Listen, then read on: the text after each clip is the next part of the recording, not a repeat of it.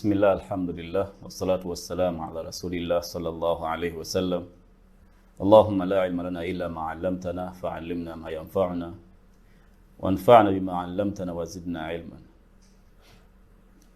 Tutendeleza Allah tabaraka wa ta'ala tumsabase okusasira emirembe ku Nabi Muhammad sallallahu alayhi wa sallam. Tumsaba Katonda atuyigirize byomugaso ate atugase nabyo era twongere okumanya. Natera tusanyusa okuba nti mutulaba era mutugoberera mu series zino ze twasalawo okuba nti tukola. Tusaba Allah tabaraka wa ta'ala twanguyiza omulimu guno. Tuli mu episode ya 7. Tetumanyi episode ziri bammeka naye tujja kusomesa mpaka Allah lwanakkiriza nti ekyo kye tukozeeko kimala. Omulundi oguwedde twasoma kye twayita ashurutu fil bay'. Obulombolombo ba conditions ezikkirizibwa okuba nti ziteekebwa munda mu contract y'okutunda n'okugula. Twagamba nti conditions ezo zaawukana era zaawukanira ddala ku conditions Allah ze yateeka mu kutunda n'okugula. Zino ffe tuziteekamu era twalaba nti mulimu entuufu mulimu n'enkyamu. Abatanabakula episode eyo tubakubiriza okuba nti bagiraba episode 6 mwe twayogeredde ebigambo ebyo. Mweno episode tugenda ku topic eddako gye bayita al-buyu' al-muharrama. Okutunda n'okugula nga kuli haram. Oba kye waligambye kiti oba butya bw'omanya nti nno ky'ogula ba business mwoli ne transactions oli mu kukola zifuuka haram. Abamanyi batutegeeza okutwaliza ewamu era nga kye tujja okutambulirako mweno mu zino class zaffe oba mu series zino. Abamanyi batutegeeza nti kikulu nnyo okutegeera ekikyamu osobola okuba nti okyewala. Araftu sharra la li sharri, saamanya ekikyamu olw'okuba njagala kufuuka mukyamu era njiga obukyamu obukirimu nange mbugoberere. Wabula namanya nsobola okuba nti neewala litawaqih, nsobola okuba nti neewala obukyamu obukirimu. So kikulu nnyo nakyo kya mu busiraamu omuntu okumanya ku bikyamu n'obwa haramu obuli mu business, si kuba nti obukola wabula okuba nti osobola okutunda nga weewala obukyamu obuli mu business. Batuwa ensonga 3 abamanyi b'obusiraamu ebiseera ebisinga eziviirako okuba nti okutunda n'okugula by'olimu bifuuse haram. Ensonga esooka adh-dhulm, abalina pen n'olupapula mbakubiriza by the way okuba nti buli kiseera bulolaba episodes zino weetaaga oba nga olina pen n'olupapula obaako ne wonooti oba ku ssimu yo oba wa, kubanga oluusi oyinza okwerabira. Ekisookera ddala ye dhulm, obulyazaamaanya, unfairness mu kutunda wonna w'oba oli kasitambamu oli tugenda kufuna examples ekyo. Ekyokubiri ye al-gharar al-fahish, excessive uncertainty oba obutamanya nga buyitiridde mu business mwoli, obutamanya bulabikira mu ki, tugenda kubiraba mu maaso awo inshallah. Ekyokusatu kye tutayinza kubuusa maaso era nga n'abamanyi tebakibuusa maaso ye riba. Riba gwe sinaba kusobola kufunira kigambo kya Luganda kimuvunula naye nga tujja kumuvunula mu maaso awo. Tumanyi nti riba atusumbuwa nnyo Uganda wano kubanga yemu ku topic ezisinga okuba nga nzibu mu mateeka ga sharia agafuga ebyokusuubula n'okugula. Kati tujja kulwawoko mu maaso awo mu episode ezinajja nga twogera ku riba. So ensonga ziri 3. Ensonga esooka bulyazaamaanya dhulm, akakawarabu tukateekamu omuntu akayige nako tomanya oyinza okwagala okukakwata. Kati obulyazaamaanya mwe buli. Ekyokubiri gharar, obutamanya nga buyingidde mu business gy'okola ng'olina by'otamanyi tujja kulaba sharia yali etegeeza ati ekyokusatu ya riba. So ensonga ezo 3 mbadde nsala zo muzikwate ze tugenda okulaba mu episode ezigenda okujja maaso awo eziviirako okubanga business ebiseera ebisinga obungi zifa era zifuuka haramu lwa nsonga ezo 3. Olwaleero mukkirize mweno episode oba oli awo ne episode eddako Allah bw'anaatusaasira ne tukimaliriza mweno episode tujja kuba tufunye nnyo naye bwe kinaba kiganya tujja kubaako paati ze tuleeta. Tugenda kwogera ku bulyazaamaanya. Obulyazaamaanya bujjira mu bika bingi era tukimanyi nti obulyazaamaanya zambi mu mazambi amanene mu Busiraamu. So abantu abasinga oba olyazaamaanya munno ng'omulyamu olukwe okola ki, manya nti oli mu kukola zambi agamu ku mazambi agasinga okuba nga manene mu ddiini yaffe, kuba Allah tabaraka wa taala yatugamba nti la taakulu amwalakum bainakum bilbatil, temugezaako ne mulya sente zammwe oba ne mulya sente zammwe wakati wammwe mu bulyazaamaanya, nga kitegeeza nti ondyako sente zange nga ozitutte mu bulyazaamaanya nga sisiimye, okujjako nga Allah bw'atugamba illa an takuna tijaratan an taradhi minkum, okujjako nga sente ezo tuziridde lwakuba nti tulina obusuubuzi obutuukiriza obulombolombo, mulina akalombolombo k'okuba nti nsiimye sente ezo zirye era ntwale ky'ogambye. Kakati njagala tulabe ku bifaananyi by'obulyazaamaanya, bijja kutuyamba nnyo moving forward, okutuyambako okutegeera eddiini bwe tugayidinga ku nsonga eyo. Nina examples nawandiise wano, kandabe ziwera 7 oba 8, tujja kukwatako emu ku emu nga tunnyonnyola, naye naawe alaba vidiyo eno osobola okutira examples z'obulyazaamaanya wansi mu comment section, okwongera okutuinforminga ku ebyo by'omanyi bigenda mu maaso mu katale, oba oliawo seeka byayinza okuba nga tannaba kutuukako, oba nga tubitegedde bulungi tugende maaso n'okubinnyonnyola. Njagala obakakasa nti tugoberera episode zino mba mulabye, tugoberera comments ezo okwongera okutegeera, kubanga twagala kusoma tutegeere ddala obusiraamu bwaffe. Example esooka, obulyazaamaanya busobola okulabika mu kye bayita an-najash, kasita okutunda oba okugula kubaamu kye bayita najash.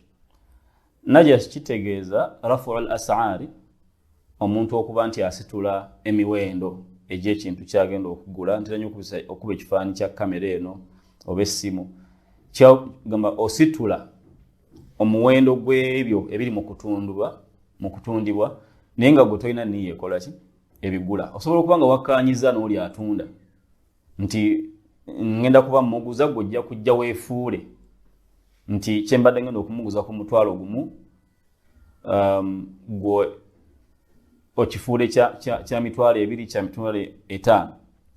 Kati ebyo bikolebwa bannayuganda ne mu nsi ezisigadde naye buba bulyazaamaanya. Atagenda kugula, takkirizibwa kujja n'atandika okuzanyira kwona agenda okugula, basobole okuba nti baseera munnaabwe esente oba oliawo ekintu nga kyali badde tekigula sente ezo. Kakati ogwo omuwendo gw'opazizza, singa sente ezo zitwala ziba za haram, tezikkirizibwa mu Busiraamu. Allah yatugamba nti wala tanajashu, temweryazaamaanyanga nga mukola ekikolwa ekifaananako bwe kityo. Kansubire ekyo kitegerekese. Tuyina ensonga wano eyinza okutusumbuwamukko naye nayo katujogereko ddala.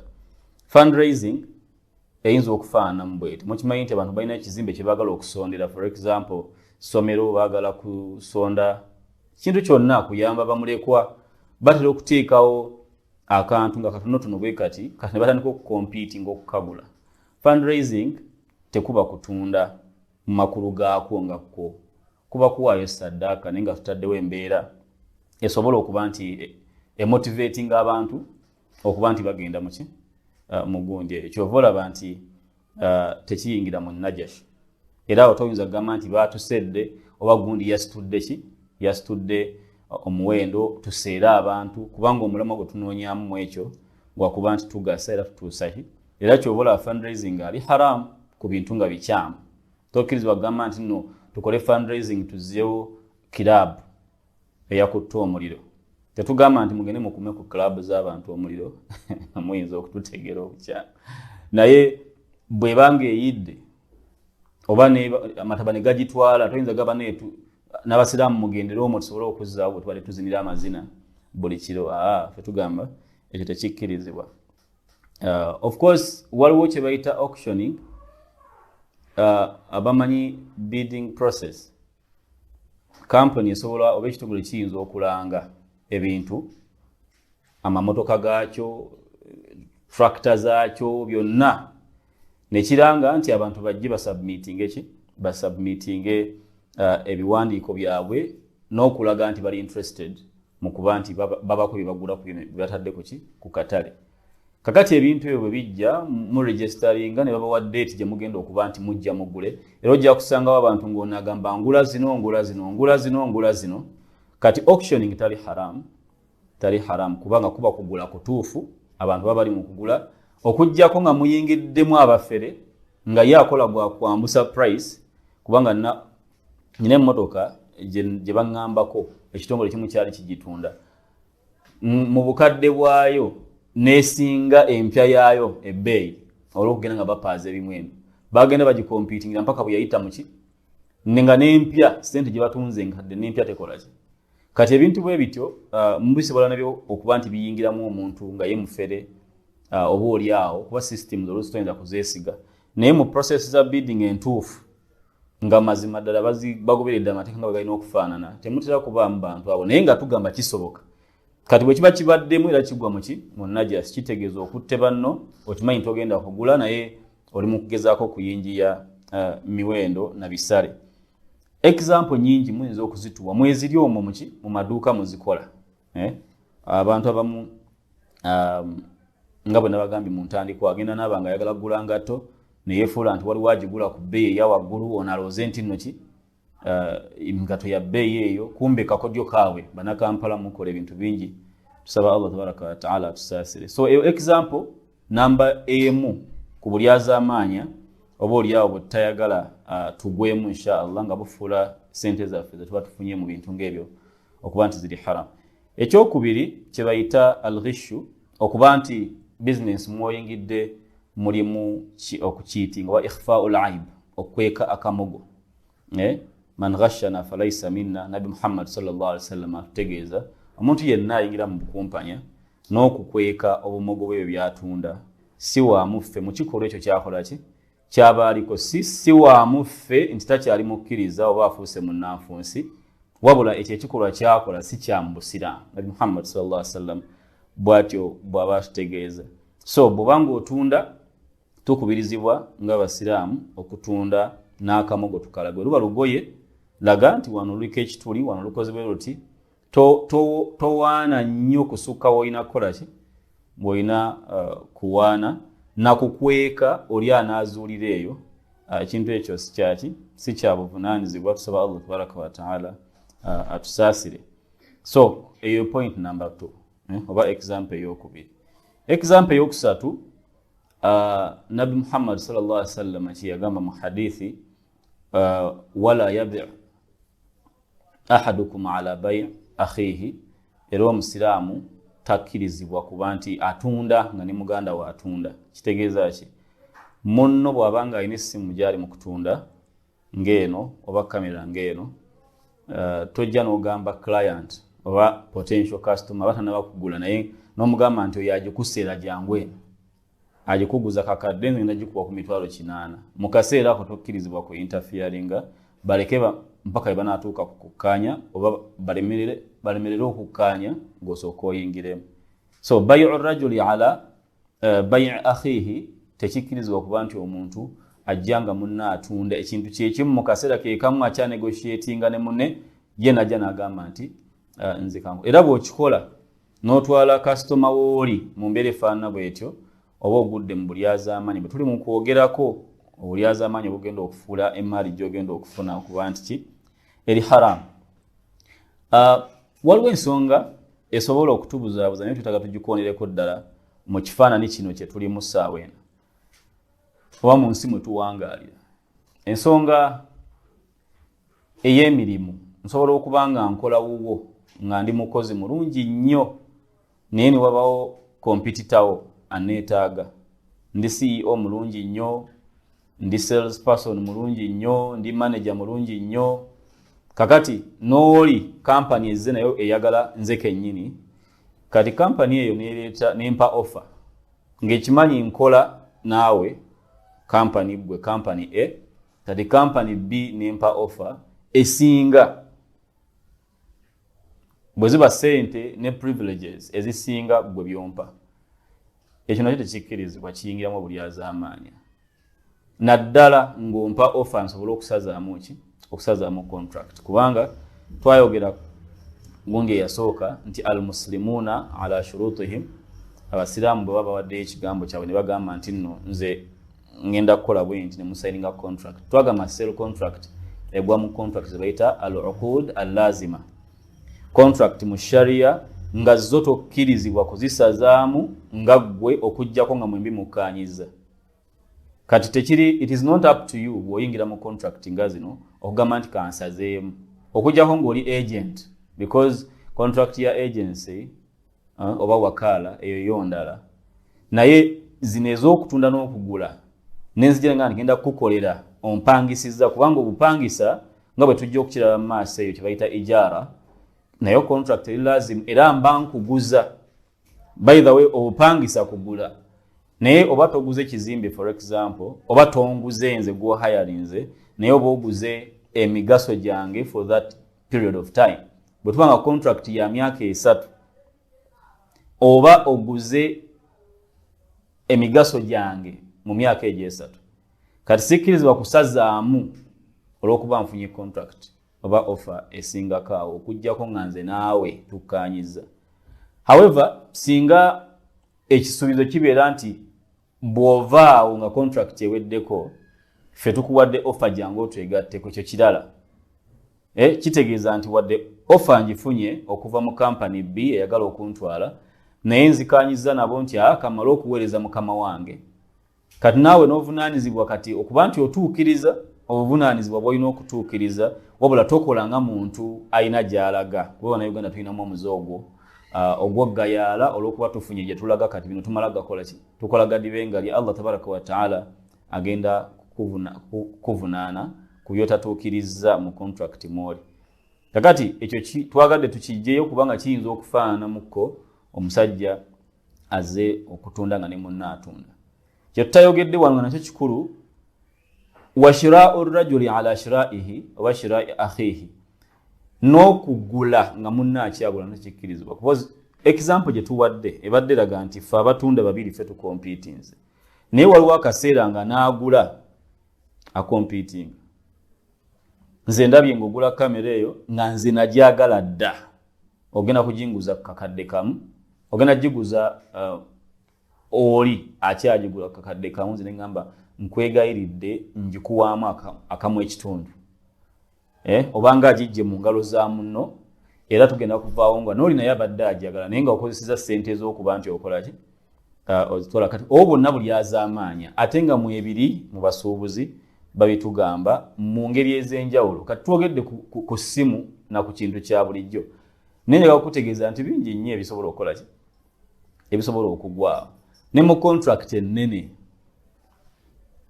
contract ennene oli ayinza okuba nga alina byagenda okusima nga nze gwe yawadde contract egenda okubisima tukya negotiate ng'olina akiyingiramu n'agamba ssebo nkimanyi gundi gw'ogenda okubiwa abadde akoledde offer weeti agenda kuwanga obukadde 100 omwezi ngenda kukuwa obukadde 2 nze gwe oba ogikola ki ebintu ebyo tebikkirizibwa kubanga si bya buvunaanyizibwa okusinziira ku nteekateeka n'ensomesa y'obusiraamu ezo ensonga noza zitegerekese bulungi ensonga gye tugenda okuba nti twogerako wano era endala nga nayo nkulu nnyo okuba nti tugigoberera y'ensonga ya adverts ne discounts omanyi omuntu akkirizibwa okuba olayinza okusanga ku supermarket tulina supermarket wano ne supermarket endala eri wali eno supermarket negaba discounts oba buli azaamaanya kubanga munno bambi ali wali atunda ate gwe ebintu obisaza omulundi gumu obusiraamu tebugamba nti kati ekifuuse haramu olw'okuba munno asaze era oli kyaba akoze mu mbeera efaananako bwetyo kiba kirabo okuva ye gyali okudda eri bakasitoma aba basazewo okuba nti bamugulako so imaani tekwata mwana Adamu gyatuddeyo n'agamba eyo supermarket egudde mu haramu kubanga esaze sabbuuni ate nga nze ki enzibyeko bakasitoma bange bonna okusaddaka kukkirizibwa so eyo ensonga eyokusatu mu lwaki ebintu bifuuka haramu bye tukola ne tujjamu haramu money ensonga eyokuna gye tugenda okuba nti oba oli awo tukomako mu episode eno olw'obukulu bwayo yensonga gye bayita al-ihtikar. Ihtikar mu luzungu kibatera okuyita hoarding, bamu bageza nnyo ku ekigambo monopoly. Naye nga ihtikar kitegeeza an yahbisa sila, ye muntu okuba nti atereka commodity oba ekyamaguzi abantu mu kaseera ke basinga okukyetaagiramu kisobole okuba nti kirinnya ebbeeyi. Tukategedde?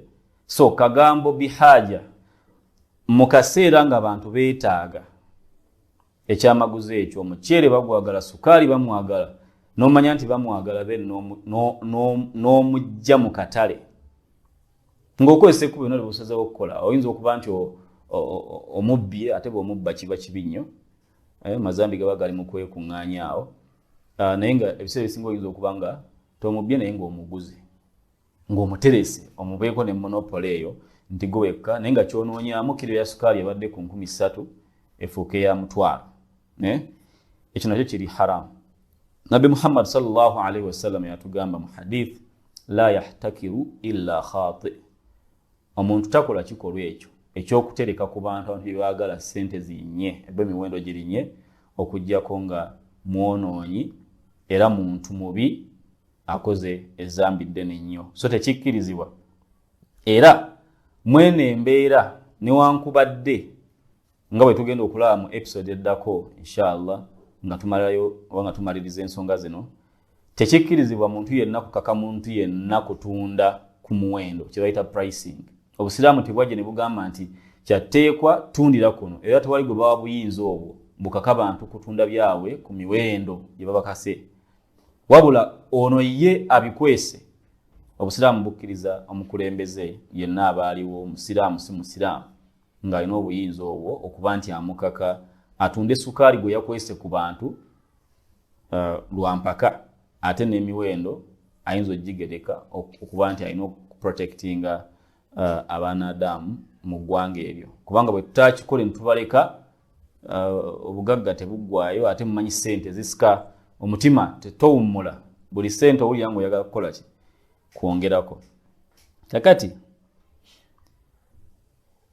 Kakati waliwo ensonga wano. Singa omuntu takuŋŋaanya sukaali ono mu kaseera nga abantu bamwagala, ye ali mu kusitookinga sukaali we, njawulo ki eri wakati w'okugula ositookinge nga weetegekera season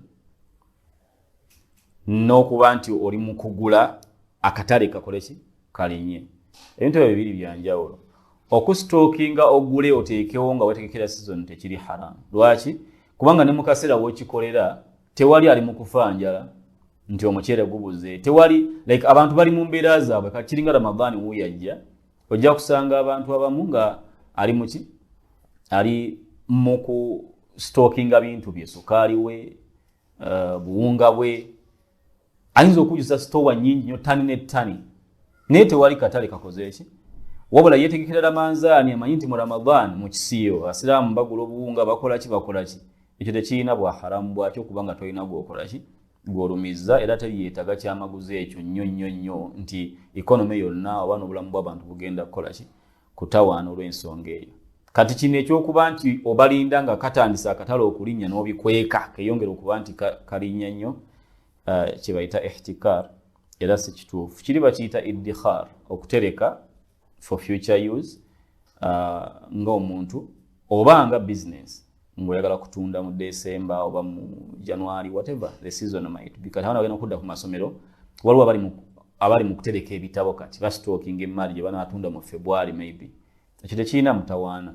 Naye okujja n'ogula ebitabo byonna mu katale, n'ogula ebintu byonna mu katale nga abantu babyetaaga, osobola okuba nti ekitabo ekimu okitunda ku $10,000, oba ogenda kusuula eggwanga mu katyabaga, era si kituufu n'obusiraamu bukigaana.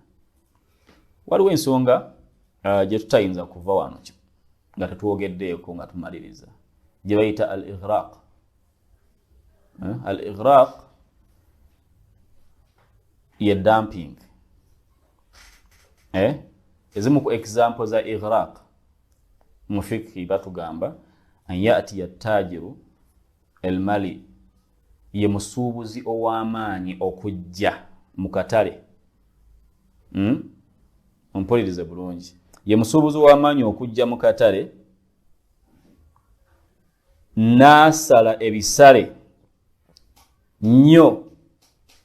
Bw'aba sukaali for example azze ku katundu nga kuliko abatunda sukaali bakola bu kampuni ow'enjawulo, ye n'ajja owuwe n'amusala kumpi ng'amutundira ku bbeeyi etakkirizika, asobole okuba nti akatale akakuba ekigo bali bakaveemu. Simanyi bwe kyekifaanana mukifunye bulungi. Omusuubuzi ow'amaanyi asobola okujja ku kyalo nga kuliko bizinensi ezigenda mu maaso nga naye ayagala kuyingira mu katale ako. Najja ekibadde tugeze ekintu eky'omutwalo mulamba. Eno example. Naye buli society eyinza okuditamininga kiki bategeeza n'ensonga eno. N'akitunda ku nusu 1,000.